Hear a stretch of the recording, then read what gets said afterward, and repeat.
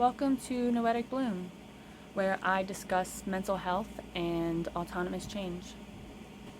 I'd like to remind anyone currently watching this that I suck at this a lot, the whole recording yourself and editing it and posting it thing. So if you have any tips, feel free to share them with me. I would appreciate them so much. I'd be so grateful. To begin this discussion, I'd like to quote Marcus Aurelius.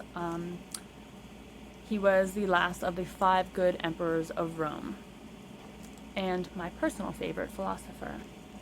I seek the truth, by which no one was ever truly harmed. It is the person who continues in his self-deception and ignorance who is harmed. Today, I'd like to discuss self-awareness.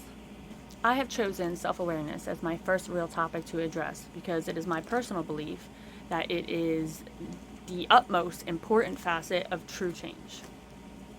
What does self-awareness mean? It is defined as conscious knowledge of one's own character, feelings, motives, and desires. I am lucky enough to have been self-aware for as long as I can remember. But this did not stop me from diving headfirst into recklessness, depravity, selfishness, depression, etc., etc., etc. In fact, it made things pretty hard on me for a long time. I could see my worst parts, and I didn't know why I wasn't changing them. As I learned much later in life, my priorities and values were the issue there, but that's a discussion for another day. In the end, my self-awareness didn't help me because I didn't let it. Having been given the gift of self-awareness pretty young, it was never too difficult for me to understand what I was feeling and why I was feeling it. Not everyone is so lucky, but it isn't some impossible talent.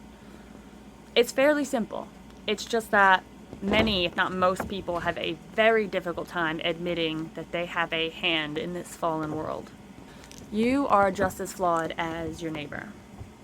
You are just as flawed as the person or people that damaged you, albeit in a different way. I know that pretty much anyone can learn to be self-aware.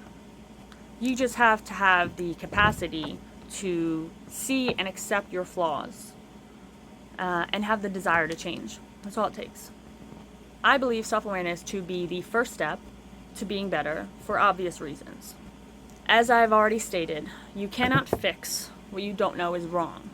If a dying patient enters the ER and a nurse or a doctor can't find what's wrong, they can't find the source of the injury, the patient inevitably dies. Well, the same can be said for your mind. It cannot be stated enough. You will not change if you cannot see your flaws. You will never improve if you cannot face your flaws. I've come up with 3 tips for developing self-awareness. 1. Every night, before you go to sleep, after you wind down from your day, put your phone down. Take a moment to review your day in your head. Think about everything that you did. Think about everything that you said. If you have any sanity left in you at all, you will likely find things that you said and or did that you wish you hadn't. This is good. Take this seriously. Guilt, shame, and embarrassment are keys to change. It is why we have them. Think about the reasons you dislike the things you said and you did. Think about how you would change them now if you could.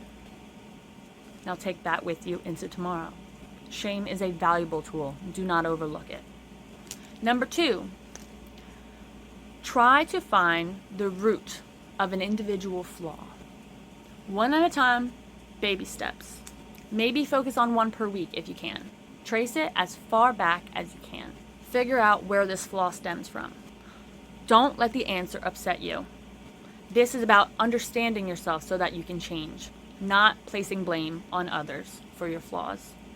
Number 3, look at the people you dislike the most in your life. Think about the ways in which you are similar to these people. Think about your worst traits. Think about how these traits can turn you into the people you dislike the most, if you refuse to address them and change. My practical advice for this week is actually a suggestion I just made I would like you to look into the ways that you are similar to someone you dislike. In fact, there is another great Marcus Aurelius quote that addresses this very thing.